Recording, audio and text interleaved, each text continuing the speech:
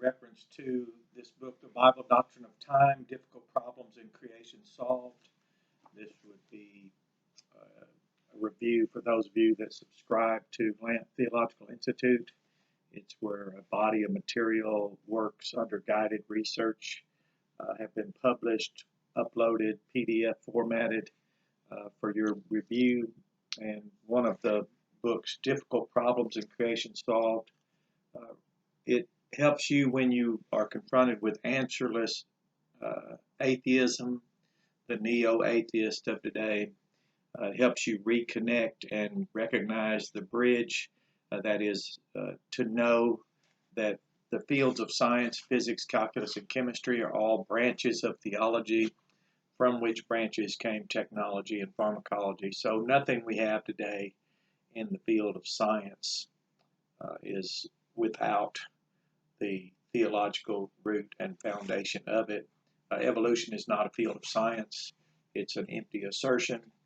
And if you want to prove things, let's just, for example, this would be somewhat of an introduction, some of the types of things you can learn and can review. But if you'll go through and read that, for example, disputes over a literal day, and yet in John 11:9, the one who instantly spoke and without the exertion of energy or expenditure of energy or without time even transpiring, all things, the heavens and the earth, came to be and existed. He created it all, formed it. It's bara, form, which knowing and understanding that energy is formed into matter. Well, Jesus said, the one in whom the fullness of the Godhead dwelt bodily, in the first word in the first verse, or in the first verse of the book of Genesis, refers to Godhead, Elohim. So he said 12 hours in the day. So if you go to Exodus, for example, 20, it says, "But the seventh day is the Sabbath of the Lord thy God. In it thou shalt not do any work, thou, nor thy son, nor thy daughter." And he says, "For in 6 days the Lord made heaven and the earth, the sea, and all that is in them, and rested on the seventh day." So we work 6 12-hour days. So here we have the word day defined as 12 hours. We have night as 12 hours. So that's 12 hours. So when we know that time is volume, and we see this volume now, we have this amount here, and then we look at how would we reconcile the disparate realities between assertions of age and when the earth came into existence. Well, we remember that in the doctrine of creation, Adam was created in 12 hours, but he was a man. He wasn't an infant that then would have to grow and develop. So he was much older, that is, than the time of his existence. So the time of something's existence and its age are two different things. We have a first earth, we have a new earth, we have remarkable teachings in the Bible that you really, this has nothing to do with the young versus old controversy, which seems to be something that Christians do. This is about cosmogony and defending the Bible in light of the neo-atheism, the conflict of God's existence, and all those other much more larger matters. And first, the idea that when did the earth come into existence or not. Well, if we look at, if these then are 6,250 years, at that rate, then if we doubled that, included the nighttime, that's how we come up with this very easy number, 12,500. And that many years, for example, if we just plug that in, it's very simple. So we have this many years, and those who are very adamant about 6,000 are very happy with that, and I'm very happy with it. So then we have 360-day year, we have 1 day and 1,000 years as a ratio, 1 day. So you have all the numbers you need. And that was it.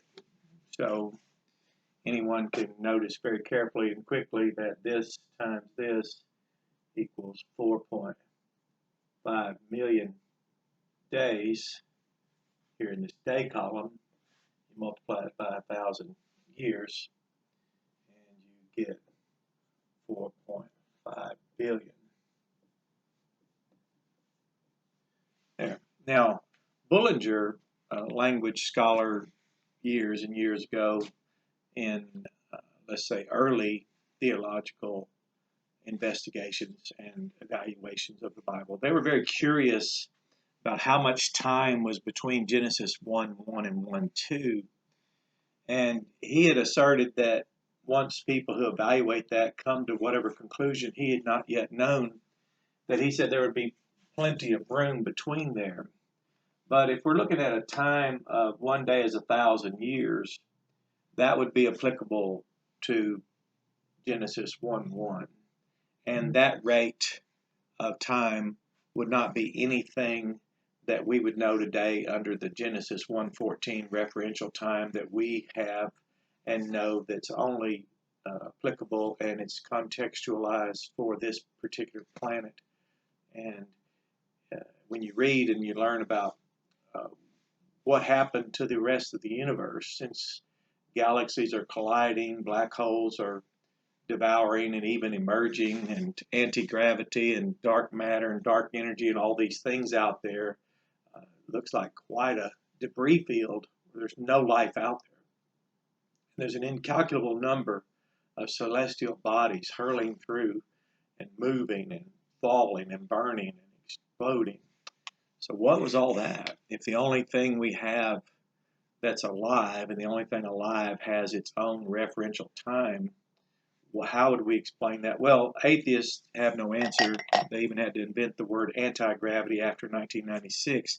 I say they, I mean we all had to try and find a way to express ourselves in relationship to these anomalous discoveries because it didn't fit what we were thinking. Well, if it's not fitting what we're thinking, then what would we do? So just stop and investigate using the numbers in the Bible. Psalm 90, the author of Psalm 90, Moses, also the author of Genesis. Notice how Peter quoted that, referring to creation. So when you talk about the age of the earth, that's a number.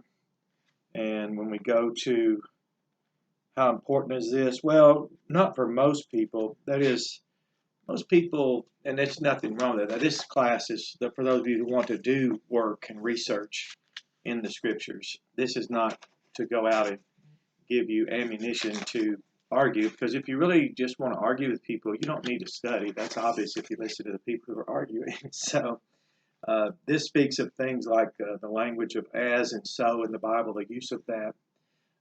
Speaks of 2 Peter chapter 3. Talk about the divine ratio, which once was an early expression referring to what's now called the golden ratio, that design and pattern that's noticed in creation. And then the divine clock, referring to our galaxy and how it was established, and you can read that in Genesis 1. And instantaneity and the Trinity, you'll notice how instantaneity disproves any possibility of evolution just by the assertion, because everything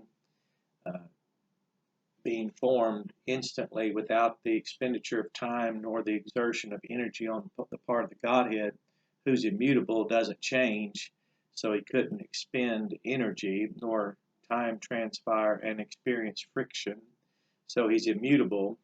Well, everything then that was instantly created did not then later achieve some codependency, but rather instantly appeared in its interdependent state, which makes evolution completely nullified.